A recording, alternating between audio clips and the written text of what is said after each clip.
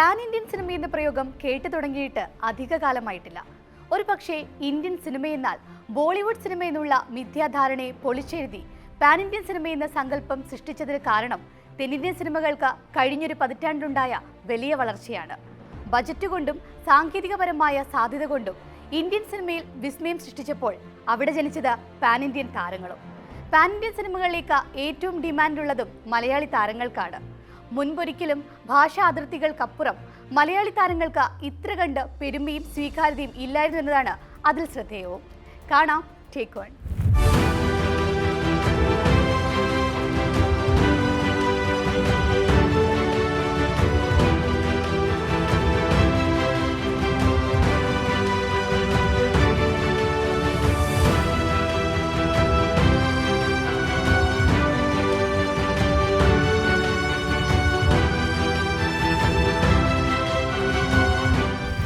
പ്രാദേശികമായ ഭാഷാതിരുകൾ തകർത്ത് pan Indian cinema എന്ന പുതിയൊരു വഴി തെളിയിച്ചത് തെലുങ്ക് സിനിമാ സംവിധായകൻ SS രാജമൗലിയാണ്. 2015 രാജ്യമൊട്ടാകെ ഒരേപോലെ സ്വീകാര്യത നേടിയ ബാഹുബലിയിലൂടെ രാജമൗലി അത് സാധ്യമാക്കി. പിന്നീട് ആ വഴി പിന്തുടർന്ന നിരവധി ചിത്രങ്ങൾ തെന്നിന്ത്യയിൽ നിന്നെത്തി. അതിലൊക്കെ മലയാളി താരങ്ങൾക്കും വലിയ സ്വീകാര്യത കിട്ടി.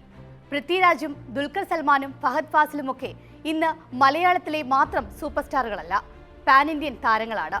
തെലുങ്കിൽ നിന്നുമാണ് വലിയ സിനിമകൾ കൂടുതൽ ഉണ്ടാവുന്നതെന്ന കാര്യം തള്ളിക്കളയാനാവില്ല. എന്നാൽ എല്ലാ ഭാഷകളിലും റിലീസ് ചെയ്യുന്നത് കൊണ്ട് ഭാഷാ വ്യത്യാസം വെച്ച സിനിമയെ മാറ്റി നിർത്താനുമാകില്ല. ഇപ്പോൾ കൽക്കി മറ്റൊരു ദൃശ്യവിസ്മയം വെള്ളിത്തിരയിൽ സൃഷ്ടിക്കുമ്പോൾ അത് ഏറ്റവും ഗുണം ചെയ്യുന്നത് ദുൽഖർ സൽമാനാണ്. ചിത്രത്തിൽ ക്യാപ്റ്റൻ എന്ന നിർണായക കഥാപാത്രമായി കുറച്ചുനേരം മാത്രമാണ് ദുൽഖർ വരുന്നുള്ളൂവെങ്കിലും പ്രേക്ഷകർ ആവേശത്തോടെ ആ കഥാപാത്രത്തെ സ്വീകരിക്കുന്നത് ദുൽഖറിനുള്ള ജനപ്രീതി തെളിയിക്കുന്നതാണ്. കാരണം ദുൽഖർ മുമ്പ് തന്നെ നായകനായി സൂപ്പർ ഹിറ്റുകൾ ഇതര ഭാഷയിൽ സൃഷ്ടിച്ചിട്ടുള്ളതാണ്. 2018 മഹാനടിയും 2022 സീതാരാമവും ദുൽഖറിന് തെലുങ്ക് ദേശത്ത് വലിയ രീതിയിൽ ആരാധകരെ നേടിക്കൊടുത്തു. അതിൽ ഹൃദയഹാരിയായ പ്രണയകഥ പറഞ്ഞ സീതാരാമം പാൻ ഇന്ത്യൻ റീച്ചാണ് താരത്തിന് നേടിക്കൊടുത്തത്.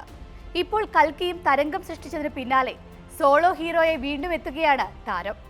വെങ്കി അഡ്ലൂരി സംവിധാനം ചെയ്യുന്ന ലക്കി ഭാസ്കറാണ് ദുൽഖർ ടൈറ്റിൽ റോളിലെത്തുന്ന അടുത്ത റിലീസ്. 80 കാലഘട്ടത്തിന്റെ പശ്ചാത്തലത്തിൽ ബാങ്ക് ഉദ്യോഗസ്ഥൻ ഭാസ്കറായി ദുൽഖർ എത്തുന്ന ചിത്രം ബാങ്ക് കൊള്ളയും അതേ തുടർന്നുണ്ടാവുന്ന സംഭവ വികാസങ്ങളുമാണ് പറയുന്നത്. മീനാക്ഷി ചൗധരി നായികയാകുന്ന ചിത്രത്തിൽ GV പ്രകാശാണ് സംഗീതമൊരുക്കുന്നത്. തമിഴ്, തെലുങ്ക്, ഹിന്ദി, മലയാളം ഭാഷകളിലാണ് ചിത്രം റിലീസ് ചെയ്യുന്നത്. അല്ലു അർജുൻ നായകനായി എത്തിയ പുഷ്പയിലൂടെ ശ്രദ്ധേയ അരങ്ങേറ്റമായിരുന്നു ഫഹദ് ഫാസിലിന്റേത്. SP ഭൻവർ സിംഗ് ഷെഖാവത്തായി അസല് വില്ലൻ വേഷം. വർഷാവസാനത്തോടെ എത്തുന്ന പുഷ്പ 2ാം ഭാഗത്തിലും ഫഹദിന്റെ പ്രകടനത്തിനാണ് പ്രേക്ഷകർ കാത്തിരിക്കുന്നത്. തമിഴ് ചിത്രം വിക്രത്തിൽ കമൽഹാസനൊപ്പം നായകനായി എത്തിയതും വടിവേലു, ഉദയനിധി സ്റ്റാലിൻ എന്നിവർക്ക് വില്ലനായി മാമന്നിൽ തിളങ്ങിയതും സൗത്ത് ഇന്ത്യയിൽ ഫഹദിന്റെ റേഞ്ച് വളർത്തി. പുഷ്പ ആദ്യ ഭാഗം ഹിന്ദിയിലടക്കം വലിയ വിജയം നേടിയതും ഫഹദിന് ഗുണകരമായി. ഇനി സ്റ്റൈൽ മനൻ രജനീകാന്തിനൊപ്പം വേട്ടയനിലാണ് ഫഹദ് എത്തുന്നത്. ഒപ്പം വിക്രത്തിന് ശേഷം ലോകേഷ് കനകരാജ് സംവിധാനം ചെയ്യുന്ന രജനീകാന്ത് ചിത്രം കൂലിയിലും ഫഹദ് ഉണ്ടെന്നാണ് റിപ്പോർട്ട്. താരമെന്നതിനപ്പുറം പെർഫോമറായി ഫഹദ് വിസ്മയിപ്പിക്കുന്നതാണ് മലയാളത്തിലായാലും അന്യഭാഷാ ചിത്രങ്ങളിലായാലും പ്രേക്ഷകർ കണ്ടത്. പുഷ്പയ്ക്ക് പിന്നാലെ ബാഹുബലി നിർമ്മാതാക്കളായ അർക്ക മീഡിയ വർക്സിന്റെ നിർമ്മാണത്തിൽ ഫഹദ് ഫാസിൽ നായകനാകുന്ന 2 തെലുങ്ക് സിനിമകളാണ് പ്രഖ്യാപിച്ചിട്ടുള്ളത്. Don't trouble the trouble, oxygen എന്നിവയാണ് ആ ചിത്രങ്ങൾ. ദുൽഖറിന് പിന്നാലെ ഫഫയും സോളോ ഹീറോയായി പാൻ ഇന്ത്യൻ തലത്തിലേക്ക്. മലയാളത്തിൽ നിന്നും ദുൽഖറിനും ഫഹദിനും മുൻപ് തന്നെ അന്യഭാഷകൾ പ്രേക്ഷക ശ്രദ്ധ നേടിയ താരമാണ് പൃഥ്വിരാജ്. തമിഴ്, തെലുങ്ക്, ഹിന്ദി ചിത്രങ്ങളിൽ മുൻപും പൃഥ്വിരാജ് ഭാഗമായിട്ടുണ്ട്. ബോളിവുഡിൽ വലിയ ബജറ്റിലൊരുക്കിയ അക്ഷയ് കുമാറിന്റെ ആക്ഷൻ ചിത്രം ബഡേ മിയാൻ ചോട്ടെ മിയാനിൽ പ്രധാന വില്ലൻ കഥാപാത്രം പൃഥ്വിയുടേതായിരുന്നു. എന്നാൽ പാൻ ഇന്ത്യൻ എന്ന തരത്തിലുള്ള സിനിമ വന്നത് സലാറാണ്. KGFന് ശേഷം പ്രശാന്ത് നീ സംവിധാനം ചെയ്ത സലാറിന്റെ ആദ്യ ഭാഗത്ത് നായകൻ പ്രഭാസിനേക്കാൾ നിറഞ്ഞു നിന്നതും പൃഥ്വിരാജാണ്. ഇനി സലാർ 2ാം ഭാഗം ഒരുങ്ങുമ്പോൾ പ്രഭാസിന് നേരിടേണ്ടി വരുന്നത് പൃഥ്വിയുടെ വില്ലൻ കഥാപാത്രത്തെയാകും. 2010 പോലീസ് എന്ന ചിത്രത്തിലൂടെയാണ് പൃഥ്വി തെലുങ്കിൽ അരങ്ങേറ്റം നടത്തുന്നത്. ഇനി സലാർ 2-നൊപ്പം ഇന്ത്യ ഒട്ടാകെ കാത്തിരിക്കുന്ന മറ്റൊരു പ്രോജക്റ്റിലും പൃഥ്വിയുടെ പേര് ഉയർന്നു കേൾക്കുന്നുണ്ട്.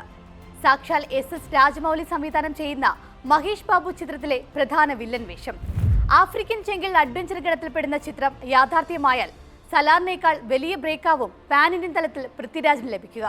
കോവിഡ് കാലമാണ് ഒരു തരത്തിൽ മലയാള സിനിമയെയും മലയാളത്തിലെ മുഖ്യധാരാ നായകന്മാരെയും ഇന്ത്യ മുഴുവനുമുള്ള വ്യത്യസ്ത ഭാഷക്കാരായ സിനിമാ പ്രേമികൾക്ക് പരിചയപ്പെടുത്തി കൊടുത്തത്. ദൃശ്യം രണ്ടാം ഭാഗവും മിന്നൽ മുരളിയും OTT റിലീസ് ചെയ്തപ്പോൾ നേടിയ വലിയ സ്വീകാര്യതയും കുമ്പളങ്ങി നൈറ്റ്സ് പോലെ ഒരുപിടി ചിത്രങ്ങൾ പാൻ ഇന്ത്യൻ ശ്രദ്ധ നേടിയതും നമ്മൾ കണ്ടതാണ്. അതിലൂടെ മലയാള സിനിമകളിലേക്കും താരങ്ങളിലേക്കും വലിയ രീതിയിൽ അന്യഭാഷകളിൽ നിന്നും ആരാധകരെ നേടിക്കൊടുക്കാനും കഴിഞ്ഞു.